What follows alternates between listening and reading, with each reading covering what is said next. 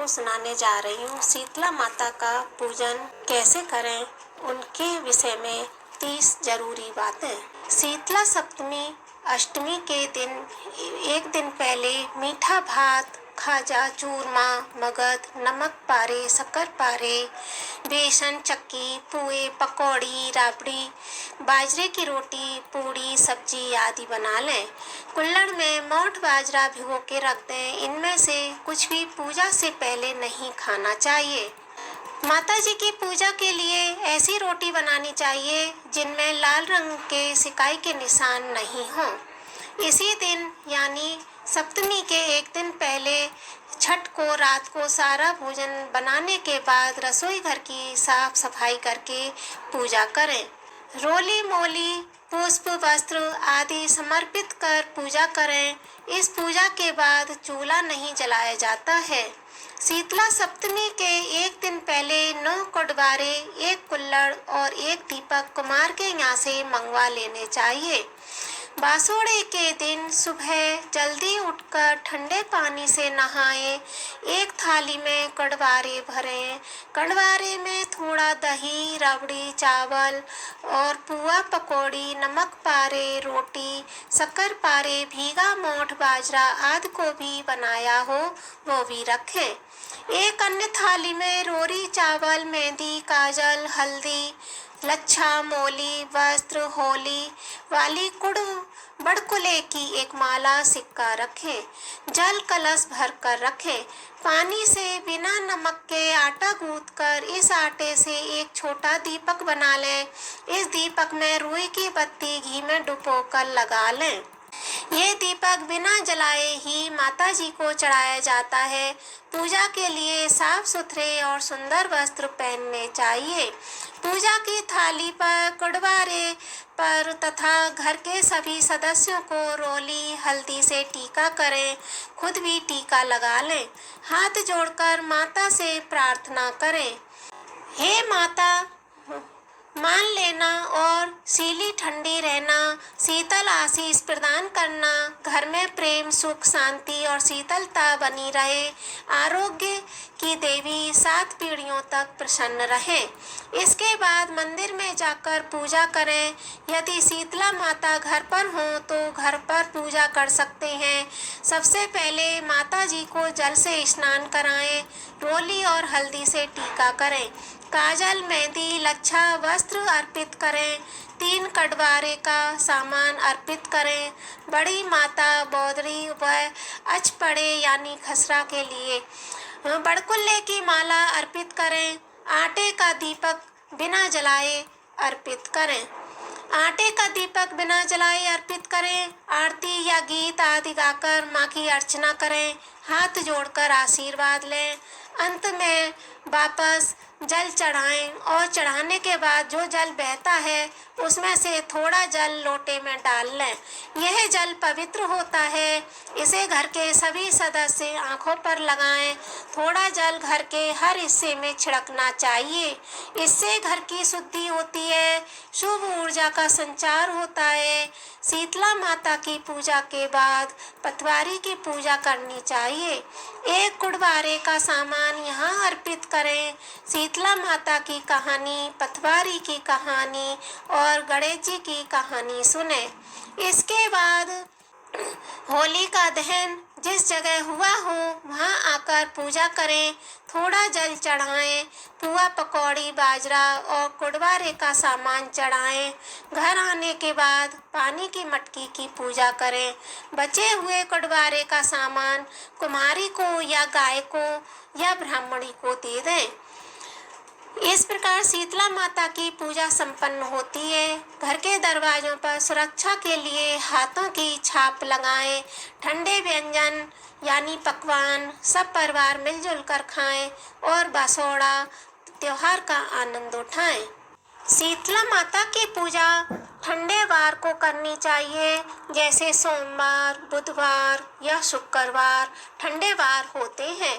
शीतला माता की पूजा बच्चों के स्वास्थ्य के लिए उनकी माँ करती हैं। सप्तमी और अष्टमी सिर न धोएं, सिलाई नहीं करते, सुई नहीं पिरोते, चक्की या चरखा नहीं चलाते हैं। इसी दिन गणगौर की पूजा के लिए जवारे भी बोए जाते हैं। हिंदू धर्म के अनुसार माता शीतला अष्टमी को महिलाएं अपने परिवार तथा बच्चों की सलामती के लिए, घर में सुख शांति के लिए रंग पंचमी से अष्टमी तक माता शीतला को बासोड़ा बनाकर पूजती हैं। माता शीतला को बासोड़ा में कढ़ी चावल, चने की दाल, हलवा, बिना नमक की पूड़ी आदि चढ़ावे के लिए एक दिन पूर्व रात्रि को बना लिया जाता है तथा अगले दिन यह बासी प्रसाद माता शीतला को चढ़ाया जाता है। पूजा करने के बाद महिलाएं बासोड़ा का प्रसाद अपने परिवारों में बांटकर सभी के साथ मिलजुल कर बासी भोजन ग्रहण करके माता शीतला का आशीर्वाद प्राप्त करती हैं। मैं आपको सुनाने जा रही हूँ शीतला माता की कथा। शीतला अष्टमी की कथा। एक बार एक राजा के इकलौते पुत्र को शीतला यानी कि चेचक निकली। उसी के राज्य में एक काछी पुत्र को भी शीतला निकली हुई थी। काछी परिवार बहुत गरीब था। वह भगवती का उपासक था। वह धार्मिक दृष्टि से जरूरी समझे जाने वाले सभी नियमों को बीमारी के दौरान भी भली भांति निभाता रहता था। घर में साफ सफाई का विशेष ख्याल रखा जाता था। नियम से भगवती की पूजा भी होती थी। नमक खाने पर पाबंदी थी। सब्जी में न तो छोंक लगता था और न कोई वस्तु भुनी तली जाती थी।